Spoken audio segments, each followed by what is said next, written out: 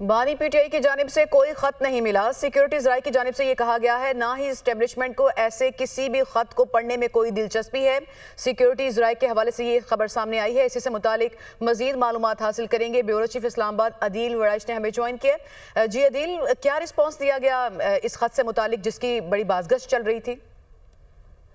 اس خط کی بڑی بازگشت چل رہی تھی جس میں بانی پی ٹی آئی نے آرمی چیف کو خط لکھا، لیکن سیکیورٹی ذرائع نے کہا ہے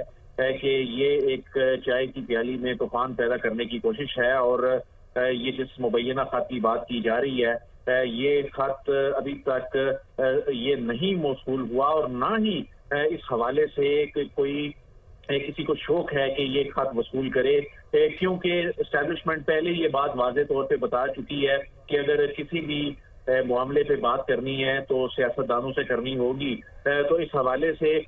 بیرسٹر گوہر جنہوں نے کہا کہ اس میں پارٹی پالیسی نہیں بدلی، اور انہوں نے کہا کہ یہ خط جو ہے وہ منظر عام پر ہم لے کر آئیں گے، اور اس خط میں کہا گیا تھا کہ قوم فوج کے ساتھ ہے اور پالیسیوں میں تبدیلی کا سر نو جائزہ لیا جائے۔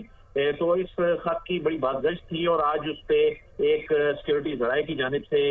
جو رد عمل آیا ہے اس میں یہ کہا گیا ہے کہ یہ ایک چائے کی پیالی میں طوفان پیدا کرنے کی کوشش ہے، اور یہ جو نامعلوم خط ہے اس میں یہ تحریک انصاف کی جانب سے اسے ڈرامہ بھی قرار دیا جا رہا ہے، اور یہ کہا گیا ہے کہ یہ پہلی بات تو یہ ہے کہ یہ خط موصول ہی نہیں ہوا۔ اگر ایسا کوئی خط ہے بھی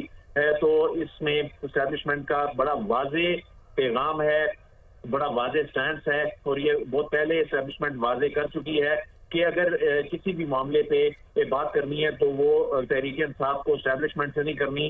بلکہ سیاست دانوں کے ساتھ بیٹھنا ہے، سیاسی قیادت کے ساتھ بیٹھنا ہے۔ تو یوں یہ رد عمل جو ہے ایک ایسے وقت میں یعنی چند گھنٹے بعد آیا ہے جب اس خط کا کانٹینٹ سامنے آئے، لیکن یہ خط جو خود پاکستان تحریک انصاف اس پہ گزشتہ روز چیئرمین